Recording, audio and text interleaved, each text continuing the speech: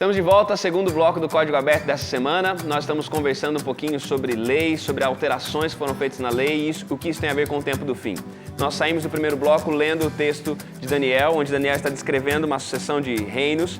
Ele representa esses reinos através de animais e é dito que um dos poderes representados por um desses animais, e é um poder que se manifestaria nos últimos dias, ele se faria oposição ao Altíssimo, faria oposição àqueles que seguem ao Altíssimo, e ele trataria de mudar os tempos e as leis. Ele mudaria a lei, provocaria alterações na lei. Quando a gente olha para a lei como está na Bíblia, para os mandamentos como estão registrados na Bíblia, e para a maneira como as pessoas têm operado hoje, ou até mesmo como as diferentes religiões têm se relacionado com esses mandamentos, o que a gente pode ver de alteração? Em que aspectos a lei tem sido alterada quando a gente olha para os mandamentos e para a prática das pessoas hoje, da prática das pessoas religiosas? Eu acho que um bom parâmetro é a gente olhar a lei, né? Êxodo capítulo 20. No capítulo 20 a gente tem os 10 mandamentos, a lei de Deus, a lei moral, como é conhecida. E ali nós temos, por exemplo, o primeiro mandamento, não terás outros deuses diante de mim. Segundo, não faça imagens de escultura. O terceiro, não tome o nome de Deus em vão. O quarto, lembra-te do dia de sábado para o santificar. O quinto, honra teu pai e tua mãe. Aí vem, não matarás, não adulterarás, não furtarás, não dirás falso testemunho e não cobiçarás. Esses são os 10 mandamentos. E olhando ao longo da história, nós percebemos que, tradicionalmente, entre os cristãos, alguns têm um conhecimento um pouco diferente, uma versão diferente dessa lei, né? Onde falta o segundo mandamento a respeito das imagens, né? Da veneração de imagens de escultura, e o quarto mandamento, a guarda do sábado, especificamente. E que é uma alteração, digamos, né? O outro foi suprimido, o sábado foi alterado, de fato. E ao longo da história a gente entende que outro dia foi colocado como uma alternativa ao sábado, e esse dia, tradicionalmente, tem sido o primeiro dia da semana, o domingo. E curiosamente, esse dia, ele em inglês, por exemplo, é Sunday, né? Que já dá indícios a uma adoração que já não é mais ao Eterno, mas ao Sol.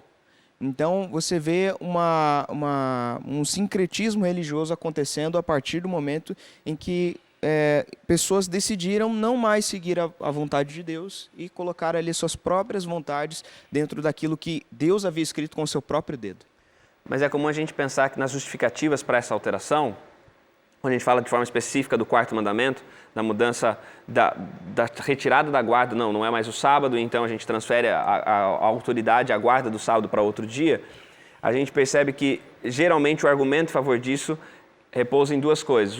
Na ressurreição de Cristo, que Jesus ressuscita no domingo, e talvez de uma possível prática apostólica da guarda do domingo. Quando a gente olha para o Novo Testamento, a gente consegue encontrar a ressurreição de Cristo como sendo um sinal de que o domingo deveria ser guardado agora, ou a gente consegue encontrar na prática apostólica alguma coisa que baseie ou que dê fundamento para essa prática da guarda do domingo?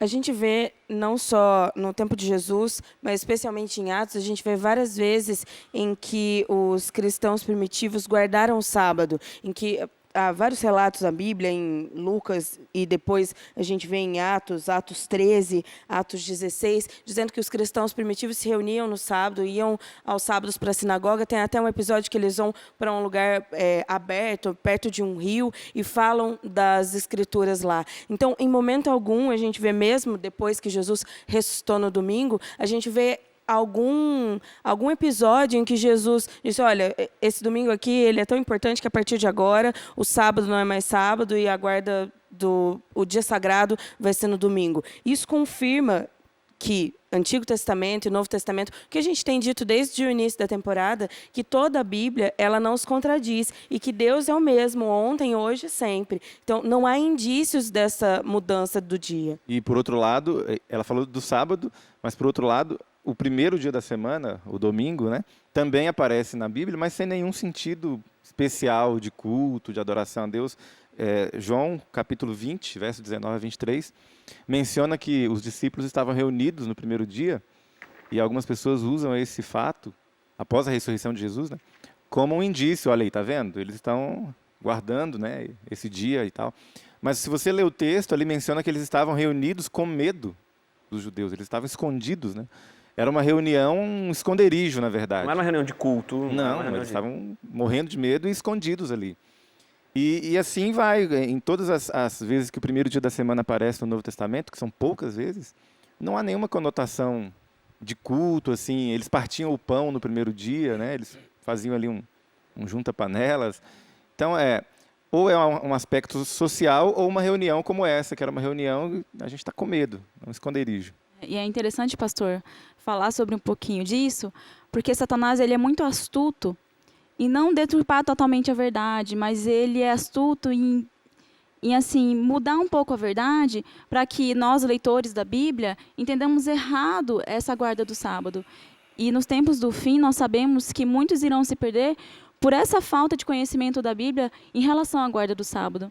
Então, é muito interessante que em todos esses textos, você que está em casa, você que está nos acompanhando, que você leia os textos bíblicos que estão aqui no nosso guia de estudo, para que você entenda que todos esses acontecimentos mostram a importância do sábado e não a guarda do domingo. E que nós entendamos isso, que Satanás ele é muito astuto em mudar, deturpar a verdade, para que nós percamos o foco, né, naquilo que é importante. E só, como você mencionou a respeito dos textos, pode ser que alguém em casa não tendo o guia, deixa aqui alguns textos importantes para serem lidos. Os textos, por exemplo, de Atos capítulo 13, versículo 14, 42 a 44. Atos 13, 14, 42 e 44.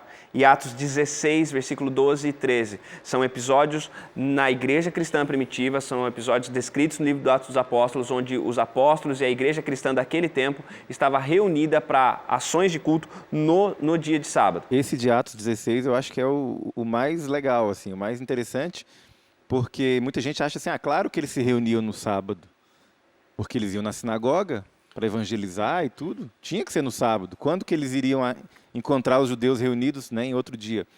Mas esse de Atos 16, não tem sinagoga na história. Eles vão para a beira de um rio, como você falou, né? E ali eles começam a pregar ao ar livre para as pessoas. Não tinha uma reunião de sinagoga envolvida ali. Ô, Tiago, e até uma coisa interessante, a gente está falando sobre tempo do fim, né? Muita gente pode estar se perguntando, o que essa discussão aí sobre o sábado tem a ver com o tempo do fim? É curioso quando as pessoas me perguntam nas redes sociais, mandam mensagem em box, sabem que a gente é adventista e tal, e perguntam assim, mas por que o sábado? E a gente fala assim, porque Deus pediu, não existe uma razão, algo mais racional. O sábado tem que ser guardado porque a lua reflete não sei aonde, porque a sua saúde, porque Deus pediu. O sábado reflete adoração, e a gente sabe que no tempo do fim, grandes acontecimentos vão girar em torno de adoração. Por que você guarda o sábado? Cara, não tem um argumento. Simplesmente porque Deus, quando Ele criou o mundo, Ele falou, vai existir terra, céu, mar, água, homem, mulher, sábado. Ele deu sábado. Nos 10 mandamentos ele colocou o sábado. Simplesmente repousa a autoridade de Deus no sábado. Então assim, é questão de adoração. Porque todos os outros mandamentos têm uma razão óbvia. Porque você não deve matar. Cara, óbvio, não deve matar. A gente tem que amar as pessoas. São leis, né, que estão aí no governo e tal. Porque você não vai adulterar. Cara, é óbvio, família, fidelidade, são princípios que qualquer pessoa de qualquer planeta, né? De qualquer lugar, vai seguir. Planeta também, né? Mas enfim, mas o sábado, por que tem que ser o sábado?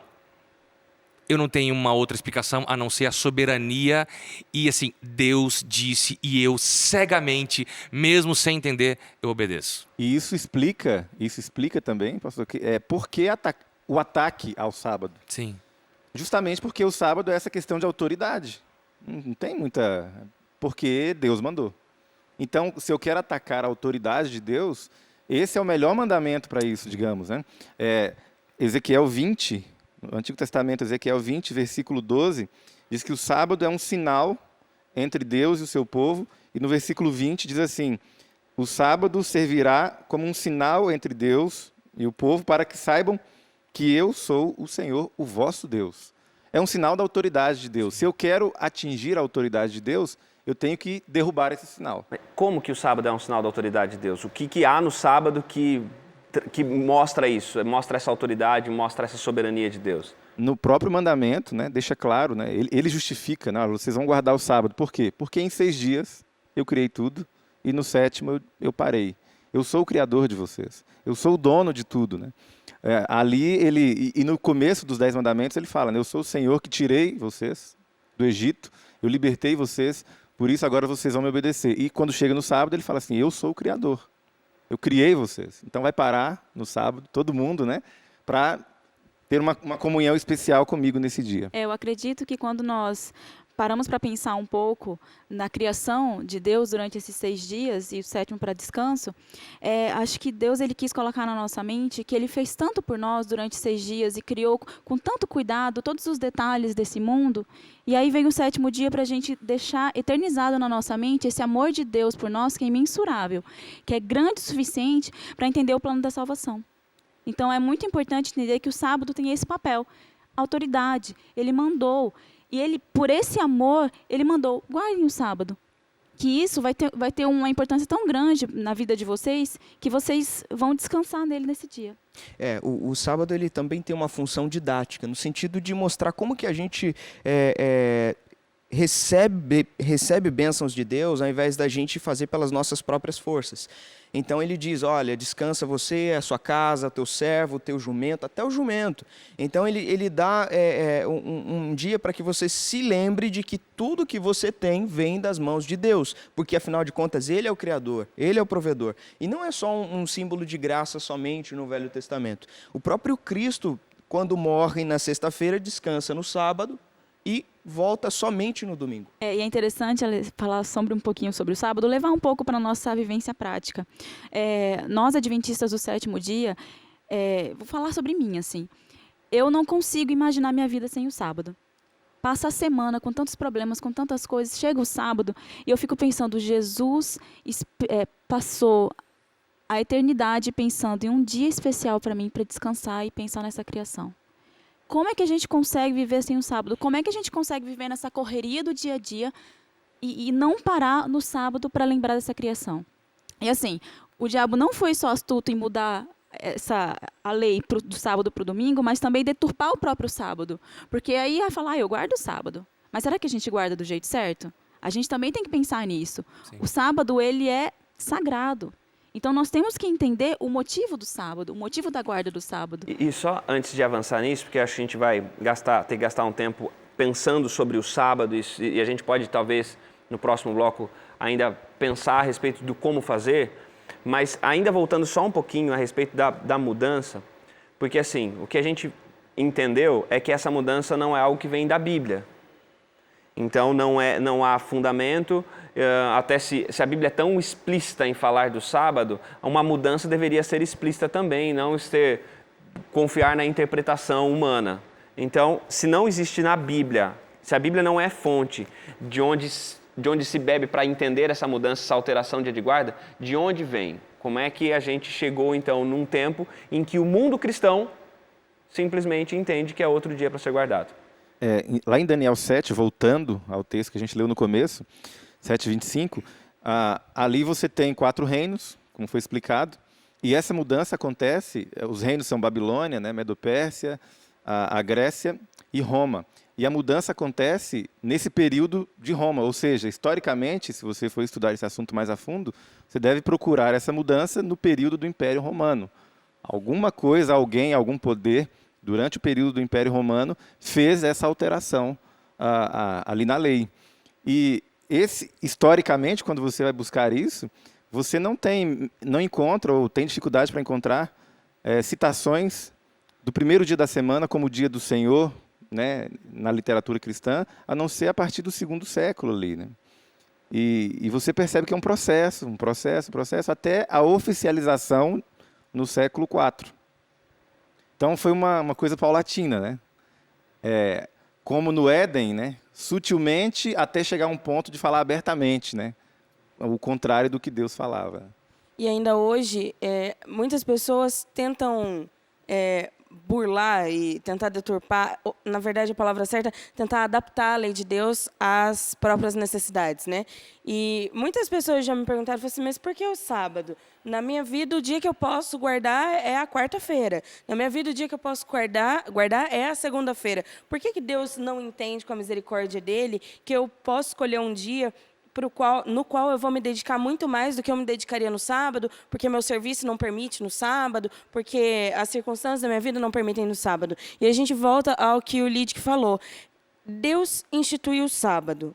Eu não tenho sabedoria em mim. Daniel, que foi muito mais sábio que eu, a gente viu no início do trimestre, que ele disse que não havia sabedoria nele para interpretar o sonho do rei, que a sabedoria vinha de Deus. Se a sabedoria de Daniel, que é muito superior à minha, vinha de Deus, por que eu quero tentar entender o porquê de Deus escolher o 7º dia? Se ele escolheu o 7º dia e é no sábado que eu reconheço a autoridade de Deus, que eu reconheço um memorial da criação. Eu reconheço Deus como criador, Deus como mantenedor dos céus e da terra e Deus como autoridade na minha vida. Por que eu, Luana, vou querer instituir outro dia para que eu possa guardar? É simplesmente uma questão de obediência e entrega e, como o Daniel disse, cegamente. Eu não preciso tentar entender na minha mente finita o que cabe na mente infinita de Deus, né? Nós vamos continuar ainda essa conversa no próximo bloco. E para pensar um pouquinho mais disso, então agora que eu reconheço essa autoridade, como é que eu vivo? E entendendo essas diferentes demandas das pessoas, talvez para nós que estamos aqui já estamos vivendo um outro momento do processo, para a gente talvez seja um pouco mais simples, simplesmente aceitar o sábado ou ver o sábado. Como que pode ser isso para a experiência de você que está em casa, talvez tenha suas lutas com isso, talvez pense, como a Luana falou, que um outro dia é mais fácil, é mais simples. A gente vai voltar no próximo bloco com o vídeo do pessoal do Ponto de Referência, com a música do Daniel Lidic, também para a gente entender como esse sábado pode ser uma bênção na sua vida a partir da experiência que você está vivendo agora, tá bom? Fica por aí, a gente volta para o terceiro e último bloco do Código Aberto daqui a pouquinho.